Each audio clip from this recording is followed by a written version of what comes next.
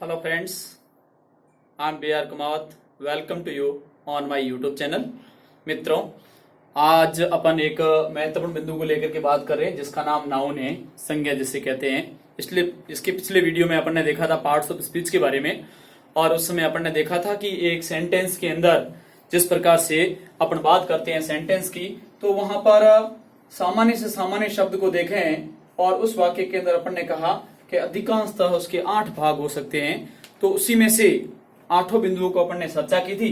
आज अपन एक एक बिंदु को खोल करके आगे अध्ययन करने जा रहे हैं।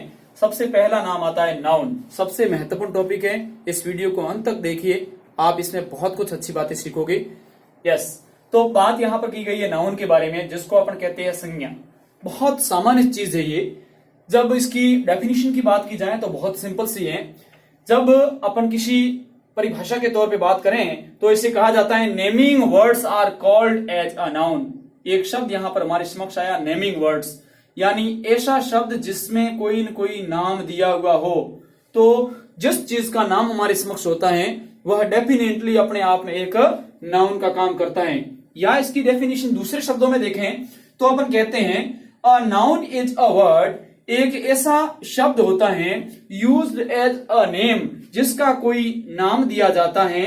वह किसी पर्सन का हो सकता है, किसी प्लेस का हो सकता है, या किसी थिंग का हो सकता है। इसका मतलब जिस किसी शब्द का अपन उच्चारण करते हैं और वह उसका कोई नाम है, नाम लेते ही हमारे दिमाग में जो एक पिक्चर बनती है, तस्वीर बनती है, छवि बनती है, वही अपने आप में एक नाउन का काम करती है। आगे अपन ने देखा तो इंग्लिश में इसकी बात की तो there are 5 types of noun. Noun of noun की बात है ये, 5 टाइप्स ऑफ नाउन, यानी संज्ञा यहां पर 5 प्रकार की इंग्लिश में बताई गई है। जिसका अगर नामकरण देखा जाए तो पहले नंबर पे आता है प्रॉपर नाउन, जिसको अपन कहते हैं व्यक्तिवाचक संज्ञा। दूसरा नाम आता है कॉमन नाउन, जिसको अपन जातिवाचक संज्ञा कहते हैं। तीसरा नाम आता है कलेक्टिव नाउन, जिसको अपन समूहवाचक संज्ञा कहते हैं। अगला नाम आता है चौथा एब्स्ट्रैक्ट नाउन, जिसको अपन भाववाचक संज्ञा कहते हैं। और पांचवा नाम आता है मटेरियल नाउन, जिसको अपन द्रव्यवाचक संज्ञा कहते हैं। ये तो हुई इनके नामों की बात। अब जब ये नाउन शब्द आ गया तो हमने देखा कि ये नाम 5 प्रकार के जो हमारे समक्ष आए हैं, इनको मोटे तौर पर 2 भागों में बांटा गया है।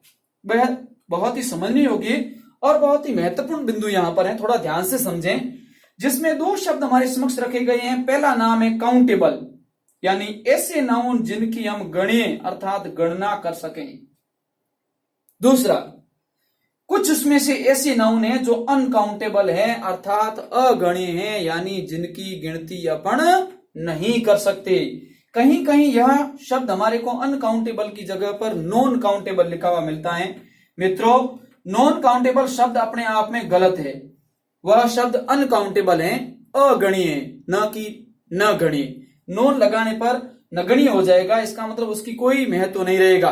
परंतु ये नगणीय नहीं है, ये अगणीय, यानी ऐसे नाउन है जिनकी अपन गिनती नहीं कर सकते।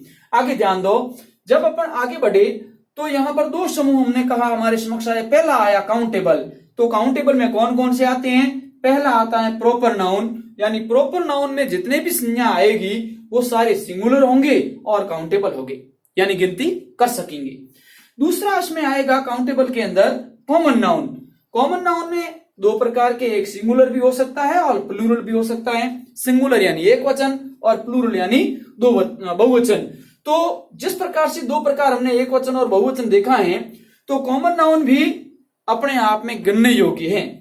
तीसरा शब्द आता है कलेक्टिव नाउन। वह भी 2 प्रकार का है, सिंगुलर और प्लूरल, यानी एक वचन और बहुवचन। तो कलेक्टिव नाउन भी अपने आप में गणनीय योग्य नाउन होता है। दूसरा प्रकार हमारे समक्ष आया अनकाउंटेबल नाउन। तो यहां पर हमने देखा कि एब्स्ट्रैक्ट नाउन और मटेरियल नाउन दोनों ही सिंगुलर हैं, दोनों ही एक वचन हैं, और दोनों ही इस प्रकार के नाउन हैं जिनकी अपन गिनती नहीं कर सकते। हाँ, अब हमारे समक्ष एक बात आन खड़ी हुई कि किस प्रकार से हम इस नाउन की पहचान करें कि किस समय वाक्य में नाउन कैसे होता है, उस नाउन को हम कैसे पहचानें। मित्रों, पहचान करना बहुत आसान है। कैसे? आओ हम इसका प्रयास करते हैं। सबसे पहले एक है सबसे सिंपल विधि, सिंपल मेथड, बड़ा सामान्य और तरीका है जिस तरीके से अपन इस नाउन की पहचान कर सकते हैं। कैसे? यदि किसी शब्द का उच्चारण करते हैं और शब्द जब हम कोई सुनते हैं और सुनने के बाद हमारे दिमाग के अंदर उसकी कोई न कोई पिक्चर बन जाती है, यानी उसकी कोई तस्वीर बन जाती है, छवि बन जाती है, ऐसी स्थिति में वह शब्द पूरी तसल्ली से क्या बन जाता है? नाउन बन जाता है। जैसे दो शब्दों का एग्जाम्पल हमने रखा, एक शब्द है स्वीट, स्वीट का मतलब होता है मीठा।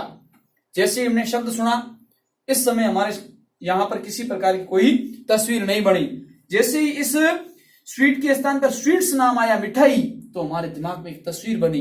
इसका मतलब स्वीट्स नाउन है, परंतु मीठा नाउन नहीं है, यह एक एडजेक्टिव है।